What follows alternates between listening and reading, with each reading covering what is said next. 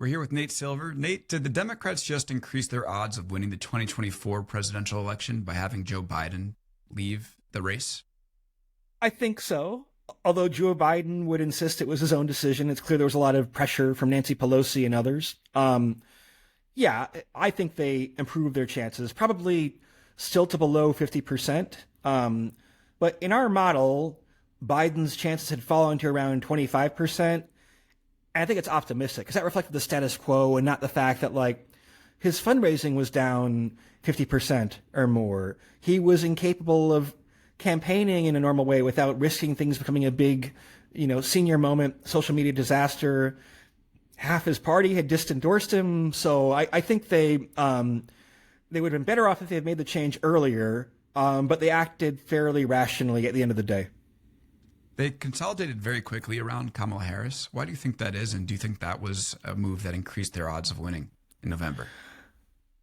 If it were me, in the perfect world, I might have had more of an open audition process. But look, I think they didn't want to get stuck in between two worlds where if it's going to be Kamala, and she's the most obvious choice, she's the vice president, she was endorsed by Biden, she has buy-in from lots of different groups in the Democratic Party, you might as well do it fast and not have recriminations about it. So you often have these like dual equilibria where like you should either go all in one direction or another. So I'm not sure they should have picked Kamala, but given that they did, I think they did a good job of not having a protracted fight over it. And look, if you are Biden and you name her as your VP, then to some extent, look, I think it's good that you live with the consequences of your actions. I think, by the way, she is a smart and capable person.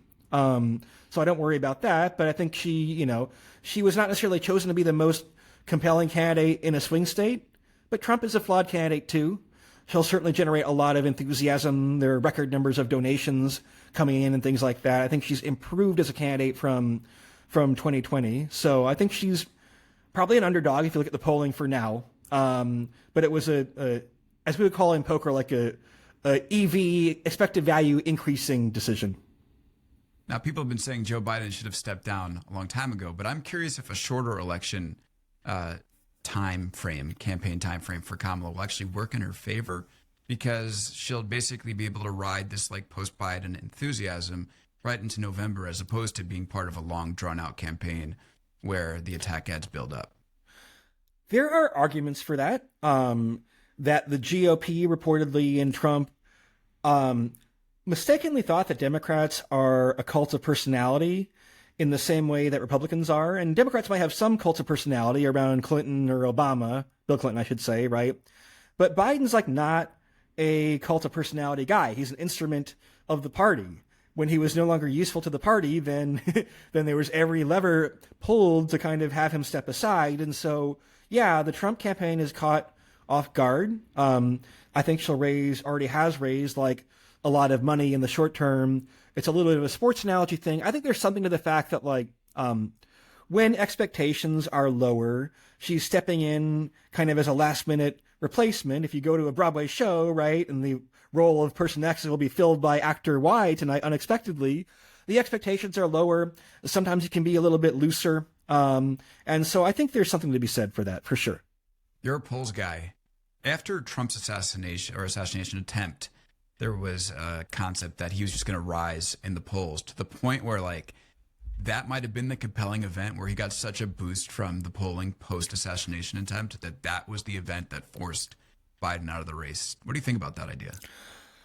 I mean, clearly the polls were getting worse and worse. The precipitating event allegedly for why he left the race were that his campaign finally did one more kind of series of swing state polls, which they've been reluctant to do for some reason, and showed them to Biden, and Biden's like, there's no path to victory here. I mean, look, politics works in mysterious ways. It sometimes has felt like a little bit like we're in some crazy simulation with all the things that have been happening. I mean, think about like the 2000 election, 2008, 2016, 2020, and 2024 are all kind of insane elections, Alex. And so, you do start to wonder a little bit if like this is some reality TV show that people are having a little bit too much fun with.